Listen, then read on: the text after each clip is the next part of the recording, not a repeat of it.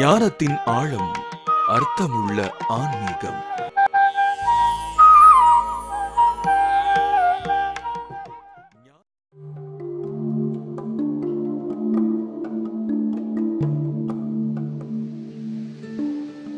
அருட்பெரும் ஜோதி அருட்பெரும் ஜோதி தனிப்பெரும் கருணை அருட்பெரும் ஜோதி.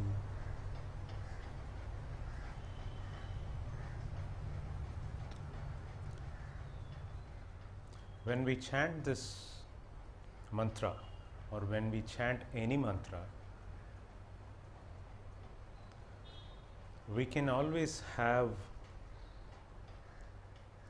a visualization of something very big, something very massive, and that exists apart from our own existence, and we are appealing to that power, and that may come upon us and bless us and cherish our life. But we may not be aware, or we are not aware, that we ourselves are a part of that.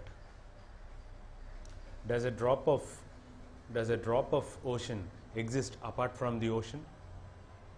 Or does a leaf exist apart from the total tree?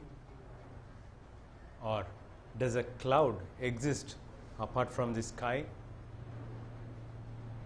A cloud or a leaf or a drop of ocean can never exist apart from its whole.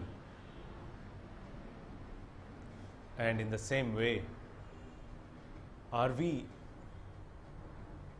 existing apart from the whole universe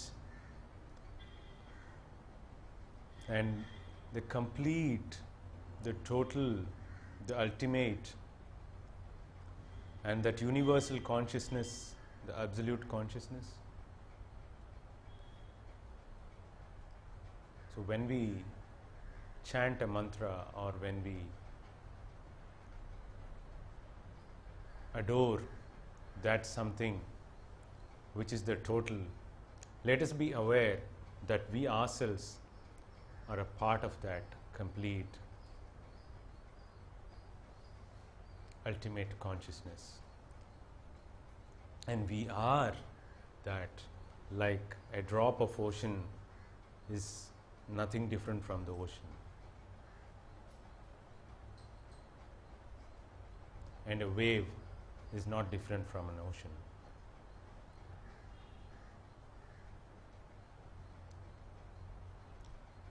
Today, we thought we would go into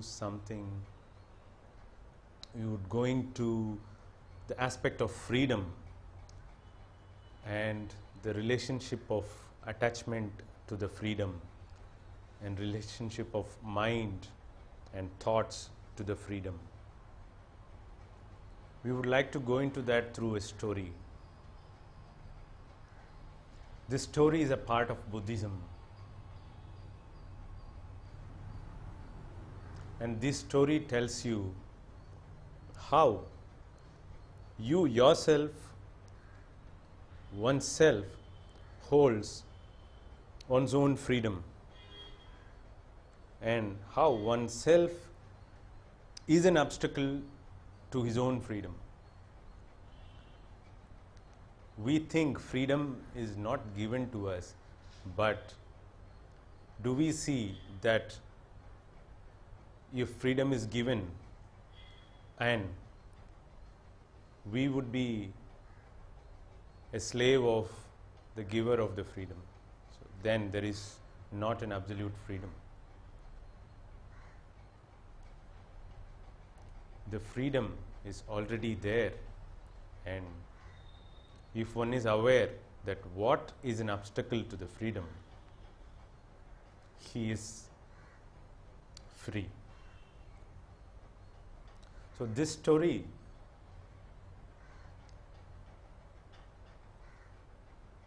helps you to visualize your life, day-to-day life, and your attachments and your bondages and your clutches and your adamant hold on something that gives you pleasure, and whatever gives the pleasure turns itself into pain. And when we are caught in the pain and pleasure cycle, we never taste a drop of freedom in life. And without freedom, there is no any happiness and peace.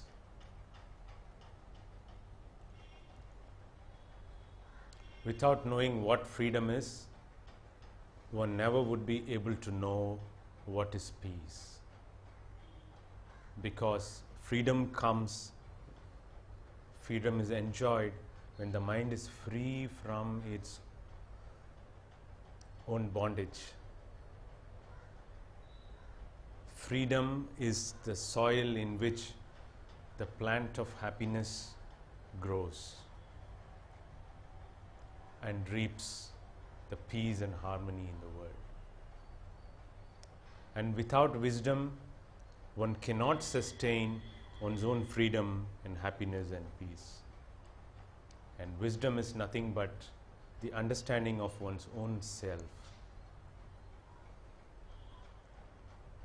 And the understanding of one's own self is nothing but understanding of one's own attachments to things and one's own desires and one's own pleasure and pain, and how one is caught into this cycle of pleasure and pain and bondage.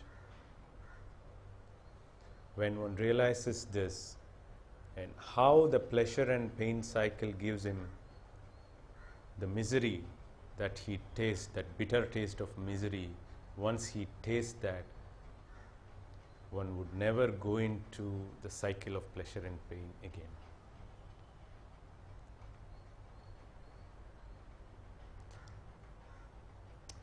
In the ancient days,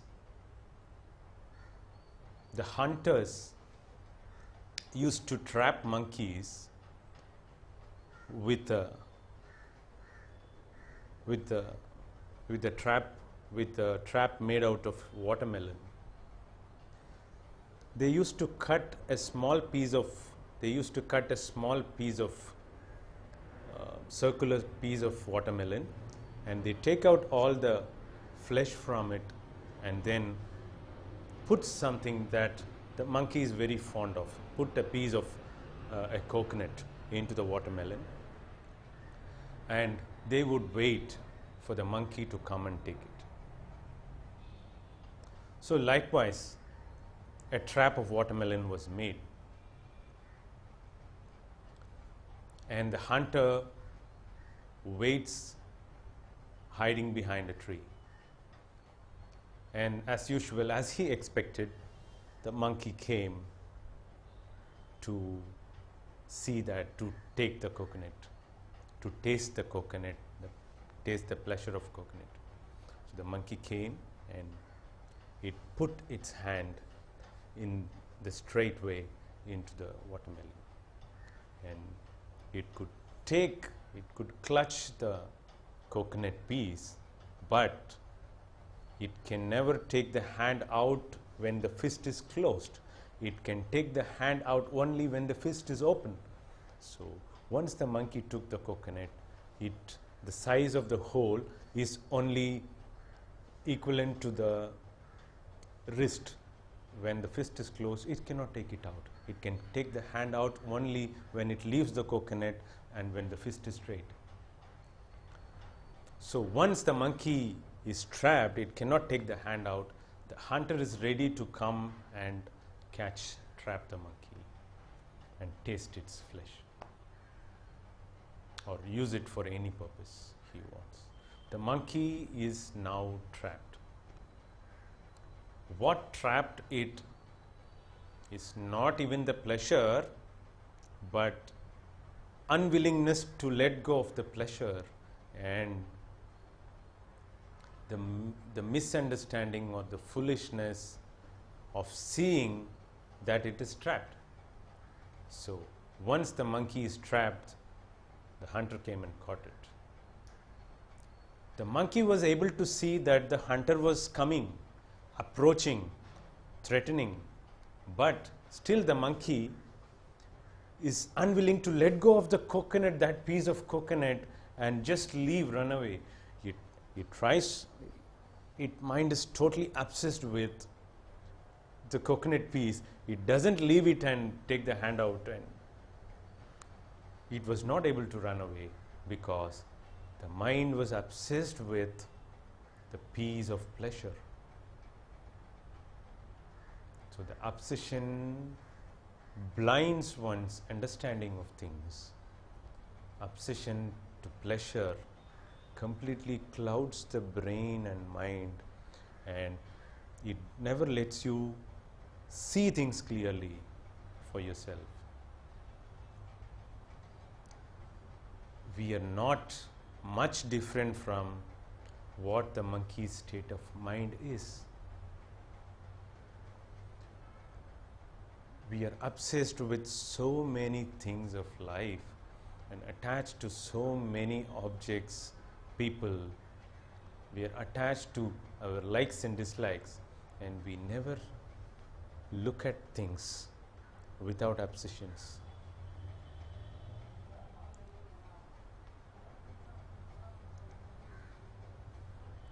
The wisdom is the capacity to let go of something we like or dislike, and to be able to be free of our likes, dislikes, and attachments, and to just be able to live the life freely.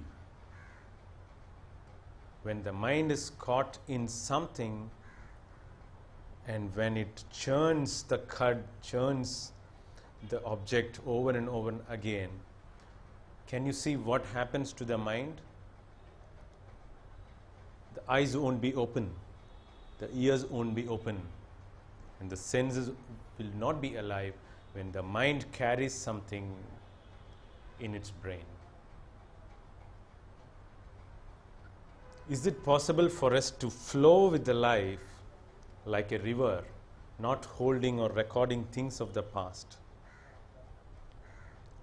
Can you observe how brain processes and keep churning and keep chewing the cud of the past every moment? This moment exists and the past moment is dead.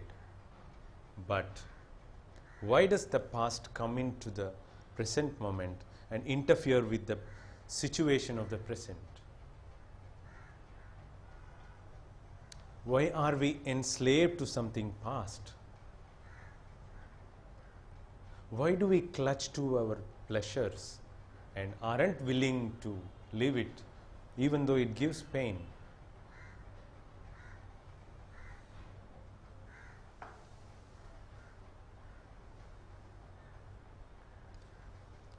There are so many things that we like in our life, and there are so many things which are really good to ourselves and which are really right to our body and our mind.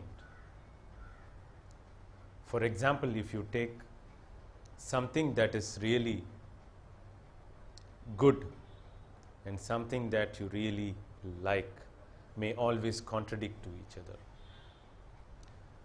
You like an ice cream, but a fruit is good for the body. You like to sleep more, but to be able to go to bed early and to be able to wake up early and go for a walk or an exercise would be right for you. So, will you be able to see that all that you like, will you be able to find out that all that you like are good for you? Doesn't the like and the good contradict each other? Why don't we go for something right rather than something that we like?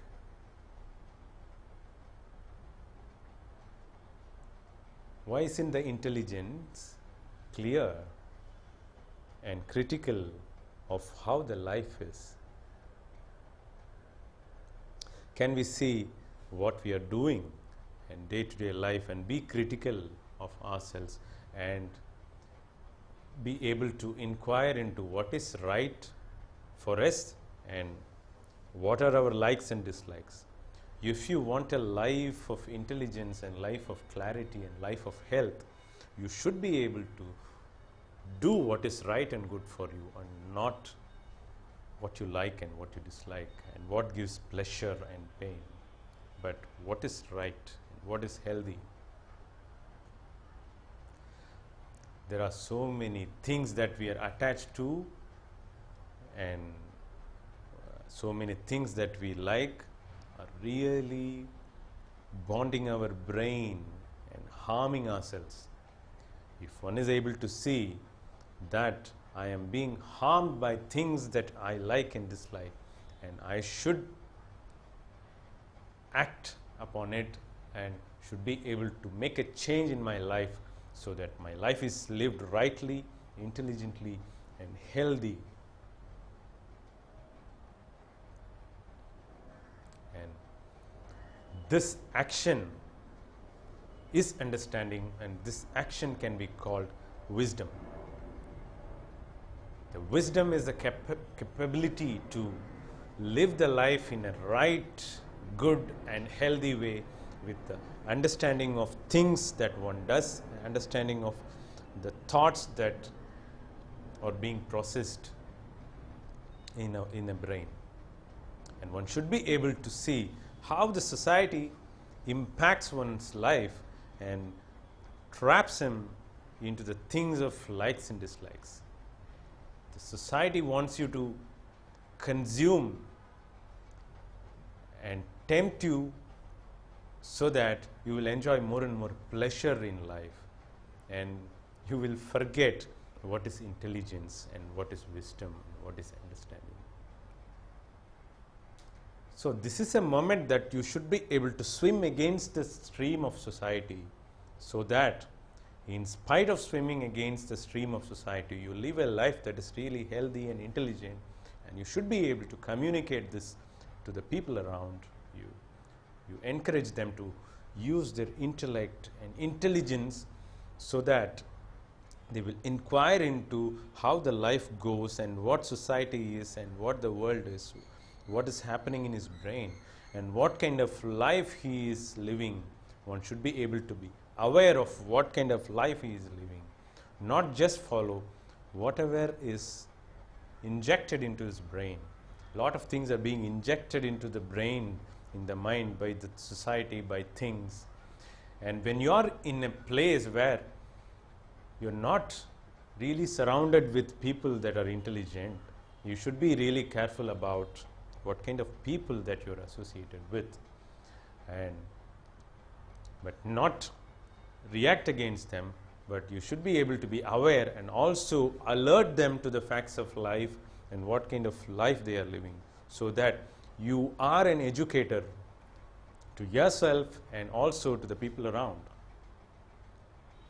So this is the life that is free, that is intelligent, and that is wise. And when you are wise and intelligent, you should be taking the responsibility to communicate what your thoughts and what your understanding of life to the society in whichever means that is capable of you, and whichever means is applicable to you, and whichever means that comes to you.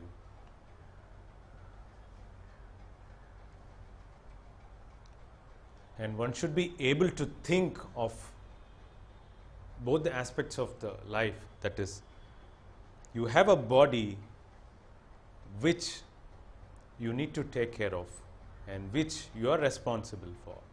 So you should be able to be aware, and you should think of what kind of things you consume in the body, and how do you maintain this great instrument, amazing instrument that is the body. You should be able to be sensible. You should be sensible. And how do you maintain this amazing instrument, and what you consume and what you take into this body? And in the same way, you should be aware of the brain and the mind, and what are the things you consume. Now the food is poisoned. I mean, there are so many chemicals and fertilizers that are added to the food, added to the crops, and added to the fields, paddy fields, and vegetables all come with so many chemical fertilizers. And there are the same kind of poisonous elements that come in the form of thoughts too, and through the books and through the media. So one should be able to be aware of and be alert and be sensitive to both the kinds of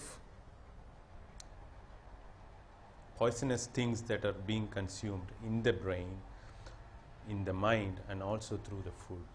When one is alert to these things, he should be able to he will be able to independently handle and manage his own mind and the body, so that he is sensitive, alert, and harmonious. He handles the way he acts, the way he thinks, and what kind of life one wants. He will be able to integratedly bring up the kind of life he wants to live in the world. He is free to live the way he wants, because he is aware and intelligent to explain to the people around about the things that he is doing. He won't react, but he would respond intelligently to the society and to the people. What is life, and what is the right kind of life one has to live, and he lives that way.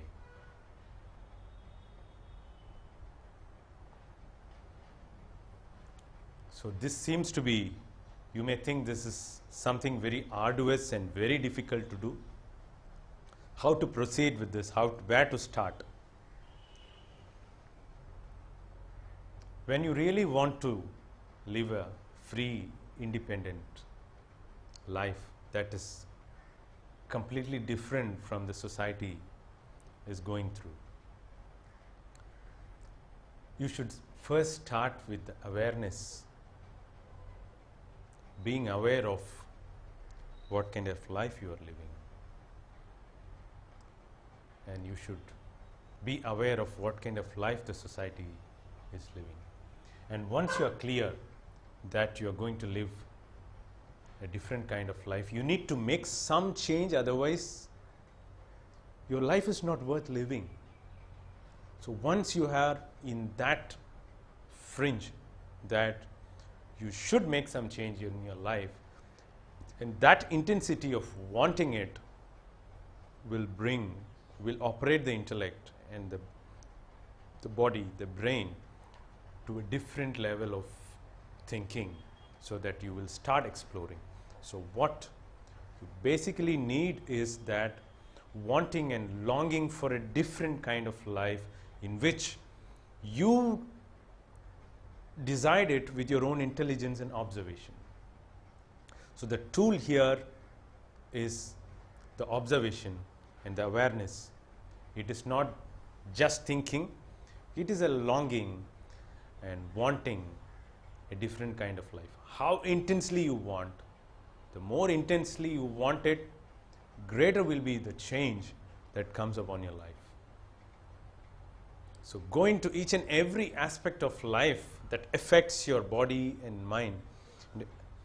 Analyze it, criticize it, explore it, investigate it, every aspect of it, and you chisel your life with your own hands, that how you want to live, and let it be logical and sane and not just a reaction, because reaction divides you and the society, and when you keep reacting, it is going to affect your emotions and brain. So one should be able to quietly, calmly go into these things, explore logically and sanely, and should be able to also help the society once he starts changing his own life.